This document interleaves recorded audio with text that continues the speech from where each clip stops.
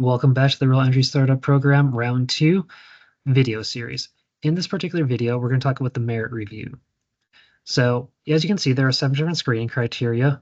There are different determinations, and if scoring is needed, the possible points allotted to each of the screening criteria.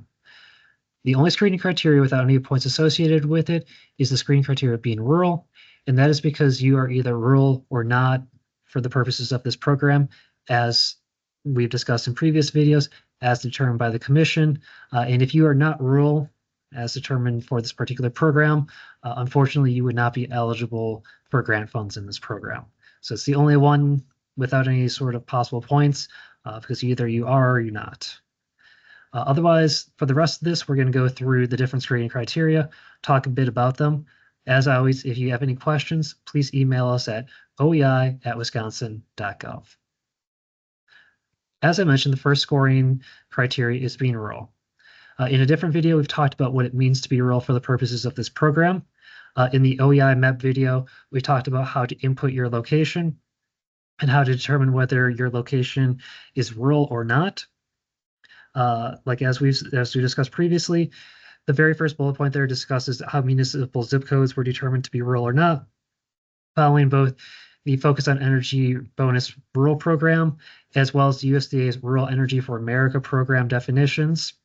For rural counties, we use the U.S. Office of Management and Budget, OMB, using their rural to urban continuum codes, mainly focusing on a rural to urban continuum code of 409 to be considered rural for this program, based on the USDA's Economic Research Service. So that's how rural was determined for definitions. This can also all be found on the OEI map, and I would definitely recommend you checking out that video to use that map to determine eligibility. The second criteria is the equity, energy, justice, disadvantage screening. As you might know, this is worth possible 20 points if scoring was used. The reason for this is because this was given priority by the commission in their order for this particular program. To do this, you're going to want to use the OEI map in conjunction with the 9714-FG 2024 applicant metrics Excel document, which is a required document that is submitted through the PSC system upload tab. It requests a complete list of all census tracts that would benefit from the project, regardless of whether the tract is identified as a dock or not. You can use the OEI map to find the address in the census tract of your project, and then you can zoom out and look around at other census tracts where it might flow. So if you're a county and you're doing a countywide project, you would want to go find all the different census tracts and record them as being part of this project within this particular document. The document has a set of instructions in it, but of course, if you have questions about that, please feel free to reach out.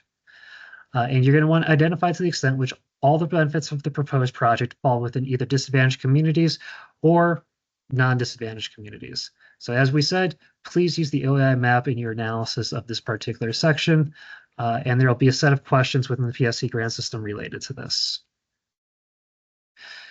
The next scoring criteria is a new or existing plan or opportunity. So in this section, you want to identify whether your proposed project will result in a new or an update to an existing comprehensive energy plan, renewable resource plan, or audit.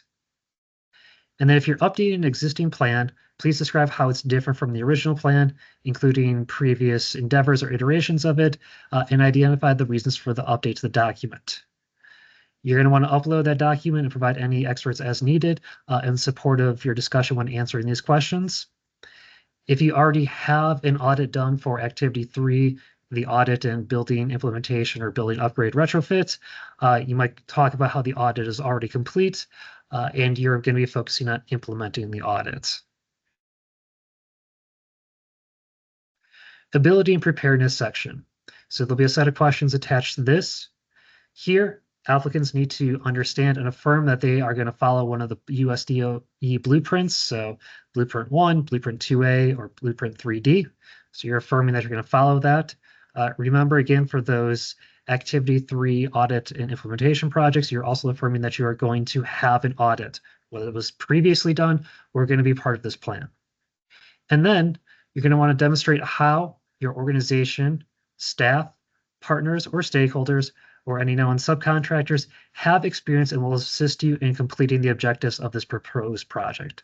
So you want to describe their experiences, their skills, and essentially talk about why your organization, why your community is ready to receive these funds, and how their abilities and preparedness is going to help complete this project. The next session is the budget justification. So this will be a cost basis for each line item, of which costs were entered in on the budget tab. So we talked about that in a different video. Applicants should describe to the extent that there might be cost share. Again, cost share is not a requirement for this, but you might be able to pair this, let's say, with a focus on energy incentive or rebate. So that might be part of this right here. Maybe you're looking for an HVAC system, and Focus has a HVAC incentive right now, and you could pair those two for a small rebate, which would count towards that. You cannot use other federal grants as cost share, so that is a no. But something like an incentive program rebate or something like that could be yes. You can take a look at the RESP FAQs for more detail along with the application instructions. If you're performing a building upgrade as proposed under Activity 3, provide a distinct cost basis between the audit and the assessment and the upgrade. Additionally, if you received any quotes so far, describe how the quote or the bids were received, how the project determined to work with which contractors or suppliers. If there is no quote or bid, please describe how procurement will be met and how the project will meet these requirements, and or if the work is going to be done in-house. So focusing in on the bids and quotes, how they were gathered, how you determine which contractors and suppliers you'd work with, and if no bids, how you might accomplish procurement and meet state requirements moving forward.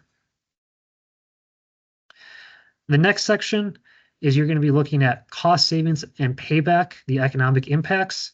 So you're going to want to describe how the project might show potential for cost savings to community and the affected communities of the population. So this could be looking at building stock, energy type and usage, cost overall, identify the immediate or future potential for stimulating local and or state economy, the workforce, anything like that you're going to want to include in the questions for this particular section.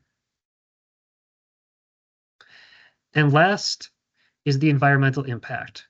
So describe the effectiveness or desired results of the plan, audit, or assessment and project in setting a baseline for information or preparation, or talking about the, producing clean energy in terms of kilowatt hours, therms, gallons of gasoline, saved through an efficiency project or something like that. So you might want to take a look at the EPA website linked here. This is a good website as a greenhouse gas calculator, looking at different equivalencies. So these are the main 7 areas that the narrative questions will come from, that will be in the PSC grant system that applicants have to require and answer. So you're going to want to review these. You're going to want to review the application instructions, see what each of them say, read the questions, and then respond to the questions, kind of taking a little bit of what we talked about here and what's in the application instructions and focusing in on that as you answer the questions for your application. As always, if you have questions, please feel free to reach out to our inbox, oei@wisconsin.gov. We appreciate it. Thank you very much.